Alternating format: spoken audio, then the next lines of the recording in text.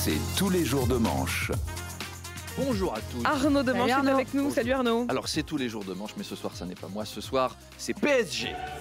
C'est PSG. Paris joue pour une place en finale de Ligue des Champions pour Charles Magnin. C'est la journée de toute l'année. Charles, il répète depuis une semaine comment chambrer les supporters allemands qui seront à côté de lui. Je le vois dans les couloirs, il a son casque sur les oreilles avec Duolingo et il s'entraîne. Dortmund, du hast es im Arsch. Ce qui veut dire J'ai peur. Dortmund, tu es en train de vivre un dépistage des maladies colorectales. Je l'ai fait poli parce que sinon. Ou encore, Deutsche, das einzige Gras, das ihr im Finale sehen werdet, sind die Beine eurer Mutter. Ce qui veut dire, les Allemands, la seule pelouse que vous verrez le jour de la finale, c'est les poils de jambes de vos mères. Mais les Allemands. non. Mais Elle est sympa. Et avec un très Avec bon l'accent. J'ai fait allemand deuxième langue, j'ai eu 18 au bac. Et puis bien sûr, bitte meine Herren, gib mir meine Hose zurück. S'il vous plaît, messieurs, J'avais le rendez-moi s'il mon vous plaît. pantalon. Des fois que ça tourne mal, on sait jamais. Possible aussi, ouais. Ça peut mal tourner. À part ça, Apolline, vous receviez hier Marine Le Pen qui a déclaré sur votre antenne « Je ne suis pas raciste ». Et sur CNews, ils ont tous fait « Ah bon ? Mais pourquoi on vote pour elle alors ?» Ils étaient dégoûtés. Et vous l'avez mise en face d'une de ces grosses contradictions. Elle se dit pour l'Ukraine, mais elle met Thierry Mariani sur sa liste pour les européennes. Alors Thierry Mariani, on ne sait pas forcément qui c'est. C'est un député pro-russe qui a même été surveillé par la DGSI, nos renseignements intérieurs. Il le soupçonne d'être un relais du Kremlin. Thierry Mariani, voilà, il aime bien Poutine. Il aime bien aller en Russie, il écrit à Vladimir le soir Bonne nuit Bibou, tu m'as trop manqué aujourd'hui. Il répond à ses stories avec des petits smileys qui ont des cœurs dans les yeux. Il envoie des nudes. Oh, Bibou, comment tu me trouves avec le nouveau slip que tu m'as offert? C'est courant dans les couples. Voilà, quand on offre de la lingerie, tu fais des petites photos chaleur, ça fait plaisir. Et bah hier, Marine, crac, je suis pour l'Ukraine. Mariani, il a dû paniquer. Il a dû, je t'assure, Bibou, je sais pas ce qui lui prend. Me dis pas que c'est pour ça que tu m'as offert des slips. Parce que là, il doit aller passer au compteur Gégère pour vérifier qu'ils sont pas au plutonium et radioactifs. Comme ceux de Navalny, il s'est fait empoisonner comme ça par Poutine.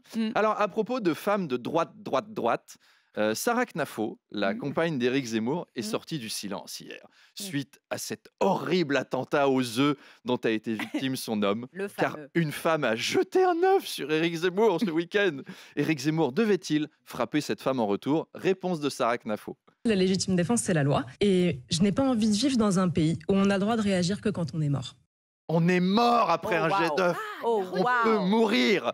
Voilà, un œuf peut vous tuer. Non mais c'est bien la peine d'interdire les armes à feu dans ce pays si c'est pour laisser les œufs en vente libre. À un moment, je suis désolé. Macron, il va appeler Zelensky. Bonne nouvelle pour l'Ukraine, Volodymyr. On va vous livrer des œufs. Vous les lancez très fort sur les tanks russes et la victoire ne sera plus loin. Alors après son attentat à l'œuf, Éric Zemmour a été pris en charge par son garde du corps qui a dit « Monsieur Zemmour, vous voulez qu'on appelle les poulets ?» Non, on commence par jeter des œufs et après on va battre les blancs. Voilà. Alors on a l'enregistrement. Bah oui. Ok. Ah oui. Ok. Alors on a l'enregistrement de la suite de l'altercation. À moi! Arrêtez-le, attrapez-le! C'est un voyou qui veut m'assassiner! Au cachot! Au cachot! Oui, mais calme-toi, Eric, quand même. Ça n'est qu'un œuf. La tête de liste LFI, Manon Aubry, a publié sur ses réseaux une affiche intitulée « Ces députés qui s'en mettent plein les poches, en plus de leur indemnité d'élu ». Ouais, alors c'est un visuel avec des visages et des sommes. Il y a un peu de tout là-dedans. Il y a des droits d'auteur. En fait, elle entretient l'amalgame entre la corruption et les revenus annexes. C'est très populiste et pas très précis. Par contre, on peut lire que François-Xavier Bellamy, il gagne entre 12 000 et 66 000 euros par an. C'est quand même la grosse fourchette, quoi. Soit il roule en berline de luxe allemande, soit en Kangoo d'occasion. Quelle honte. C'est archi des magots. Elle est à deux doigts de faire des visuels. Tous les soirs, Raphaël Glucksmann dort dans un lit. Valérie Ayé mange 3 fois par jour.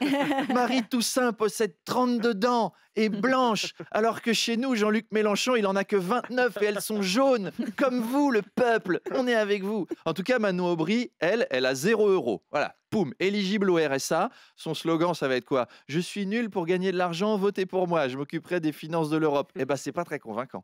Même en vendant tes vieilles fringues sur Vinted, Manon, tu peux te faire 50 balles par mois. Alors bon, on sait qu'elle vend pas ses vieux vêtements, hein, visiblement elle les porte, mais quand même, il y a des astuces à trouver. Et puis Bernard Pivot nous a quittés, Arnaud. Oui, dites donc, entre la mort de Bernard Pivot, la fin des chiffres et des lettres, moi je serais Michel Drucker, j'irais faire un petit check-up, on ne sait jamais. Donc, oui, mais on l'embrasse. Donc, l'écrivain et animateur bien connu est décédé.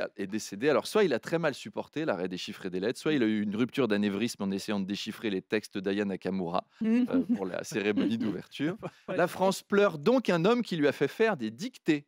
C'est quand même le truc que tout le monde déteste. Et on l'aimait bien quand même, pourtant. C'est comme si on pleurait la disparition d'un contrôleur fiscal. Et vous avez vu qu'on arrête les chiffres et des lettres, j'en parlais à l'instant. Heureusement, pour remplacer, notre direction a pensé à lancer un jeu dont on a déjà parlé, le chiffre et des lettres. Le retour. Ça. Bonjour, bienvenue dans le chiffre et des lettres, avec 2 invités aujourd'hui, Kevin Le Chypre et Éric Zemmour. On en était aux voyelles, je crois qu'on en avait 3. Et Kevin. Arrêtez de me jeter des E, je peux mourir. On peut mourir à cause des E. Au cachot, portez-moi sur les coussins. Bon allez, bonne journée. Vous vous souvenez du film quand même. Allez, bonne journée, gros bisous. Allez Paris, encouragez Charles. Allez, hein. Et à la prochaine. Oui, il faut que j'aille me reposer moi. Allez, à bientôt. Il est 8h24, c'était Arnaud Demange. Arnaud, mon invité ce matin dans le face-à-face sur RMC et BFM TV, c'est l'écrivain et réalisateur Yann Moix. Ça plane pour moi. Bon, elle était facile, mais je sais que vous l'aimez bien, donc je l'ai mise.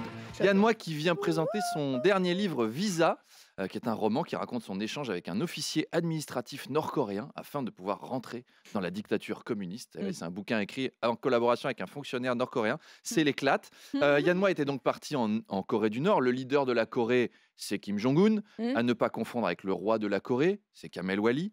Et le peuple vénère le grand Kim Jong-un en chantant ses louanges. C'est vrai, hein, si on vous entend pas chanter assez fort là-bas, vous êtes exécuté. Carla Bruni n'aurait pas fait carrière dans la musique, par exemple, en Corée du Nord. Alors, le pays est séparé de la Corée du Sud par une zone démilitarisée qui compte 1 million de soldats. Donc, je vous laisse imaginer la gueule des zones militarisées, pour le coup.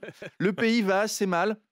Il a été en état de famine pendant très longtemps. Oui, pas bien, il va pas bien. Non, pas ouf. Il y a eu des catastrophes naturelles, des inondations, la sécheresse, le communisme stalinien. C'est vraiment très pauvre. Les habitants sont quasiment à poil. C'est Macoré chez les nudistes. Et le régime alimentaire, je l'ai fait exprès pour lui, je savais qu'il aimerait bien.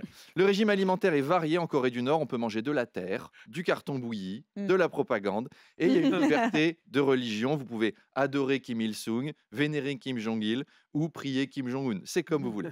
Donc, Yann Moix était parti là-bas pour tourner un documentaire avec Depardieu. Vous vous souvenez ? C'est là où il a déclamé face caméra un extrait de sa thèse en médecine du sport intitulé « De l'incidence de la pratique équestre sur l'organe érectile de l'appareil génital féminin ». Voilà, c'était ça en fait. C'était ça le truc. Alors, le propos de Yann Moix n'est pas de ridiculiser une des dernières bureaucraties communistes de la planète. Non, il décrit la rencontre entre 2 mondes, la Corée du Nord et la France. 2 mondes qui ne se comprennent pas. D'un côté, celui d'un égocentrique maladif et de l'autre, celui de Kim Jong-un. Donc, on découvre tout ça. On découvre tout ça à 8h30. D'ici là, plein de poutous. Allez, à tout à l'heure.